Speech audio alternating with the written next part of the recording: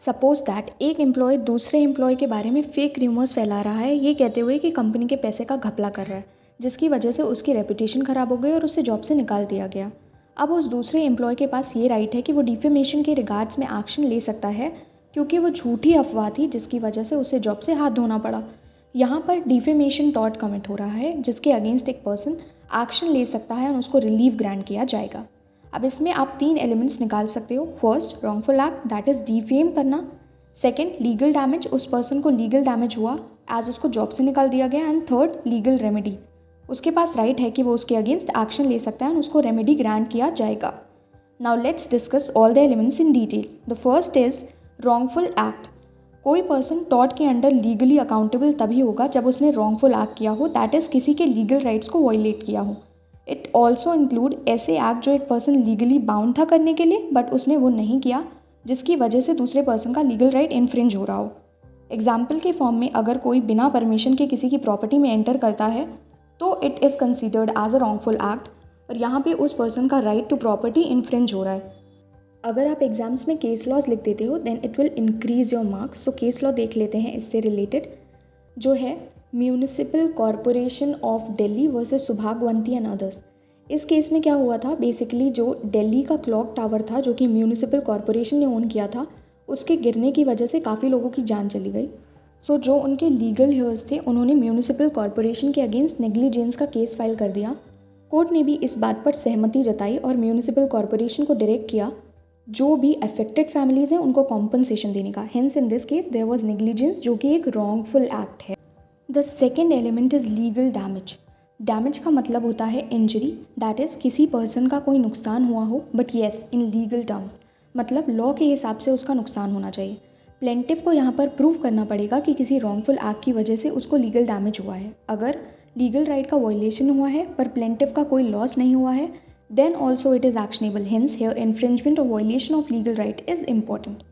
अभी जो legal damage होता है उसके 2 एलिमेंट्स होते हैं, injuria sine damnum, damnum sine injuria. So let's first discuss injuria sine damnum. Injuria माने legal injury, sine means without and damnum means damage. In simple terms legal injury हुई है but without actual damage, और क्योंकि यहाँ पे किसी के legal rights violate हो रहे हैं इसलिए वो पर्सन एक्शन लेने के लिए लाइबल है। फॉर एग्जाम्पल, राम बिना परमिशन के सीता के घर चला जाता है बट कोई डैमेज नहीं करता। सीता के पास फिर भी राइट है कि वो एक्शन ले सकती है एज राम ने उसके प्रॉपर्टी राइट्स को वायलेट किया है। इसके अंडर एक बहुत ही फेमस केस लॉ है that is Ashby versus white का। उसमें ये हुआ था कि जो मिस्टर एशबी थे वो वोट देना चाहते थे इलेक्शन में, बट मिस्टर वाइट जो इंचार्ज थे उन्होंने मिस्टर ए को रोक दिया। मज़े की बात यह है कि जिस कैंडिडेट को वो जिताना चाहते थे वो जीत गया, बट क्या इस केस में उनके लीगल राइट्स वायलेट हुए? वीडियो को पॉज कीजिए और कमेंट में आंसर दीजिए। वोट करना एक लीगल राइट है, सो इन दिस केस भले ही मिस्टर ए को लॉस नहीं हुआ बट उनके लीगल राइट्स इन्फ्रिंज हुए, सो वो एक्शन ले सकते हैं। दूसरा एलिमेंट है डैमनम सिने इंजूरिया। यहाँ पर डैमेज तो हुआ है बट कोई लीगल इंजरी नहीं हुई, सो यहाँ पर पर्सन के पास एक्शन लेने का राइट नहीं होता है क्योंकि इन्फ्रिंजमेंट ऑफ लीगल राइट नहीं हो रहा है। एग्जाम्पल से समझते हैं, सपोज पतलू ने मोटू की ग्रॉसरी की स्टोर के जस्ट सामने अपनी ग्रॉसरी की स्टोर खोल दी। अब इसकी वजह से ऑब्वियसली मोटू का लॉस तो होगा ही, बट इस केस में मोटू के लीगल राइट्स वायलेट नहीं हो रहे हैं, सो इस केस में वो एक्शन नहीं ले सकते हैं। इसका एक फेमस केस लॉ भी देख लेते हैं along side, it is Gloster grammar school case. In this case एक टीचर बहुत पॉपुलर था बच्चों में, सो उसने एक स्कूल खोलने का डिसाइड किया और जॉब छोड़कर उसने एक स्कूल खोल दिया और फीस वगैरह भी कम कर दिया, जिससे ओरिजिनल स्कूल का काफ़ी लॉस हुआ। काफ़ी बच्चों ने स्कूल भी छोड़ दिया, बट यहाँ पर क्योंकि there is no infringement of legal right hence action नहीं लिया जा सकता, and this was damnum sine injuria. And the third and last element is legal remedy. इसका मतलब अगर किसी के लीगल राइट्स वायलेट हो रहे हैं तो उसके लिए कुछ रेमेडी भी तो होना चाहिए, that is problem for the solution. शायद कुछ गलत बोल दिया, oh sorry, solution for the problem. क्योंकि बिना रेमेडी के अगर कोई राइट होगा तो वायलेशन के केस में क्या ही करेगा इंसान। This element is based on the idea of ubi jus ibi remedium, that means where there is right there will be remedy.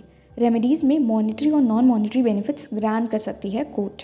Example देख लेते हैं एक। ए ने एक नॉइजी और एकदम शोरगुल भरा बिजनेस स्टार्ट किया बी के घर के पास, so B filed case against A for causing nuisance. Court ने ए को लाइबल ठहराते हुए इंजंक्शन ग्रांट कर दिया ताकि ए बिजनेस ना कंटिन्यू कर सके। इंजंक्शन का मतलब होता है to prevent someone from doing something. That's all about today. I hope the video was informative. If you liked it, do subscribe to the channel. Bye guys, all the best for your exams.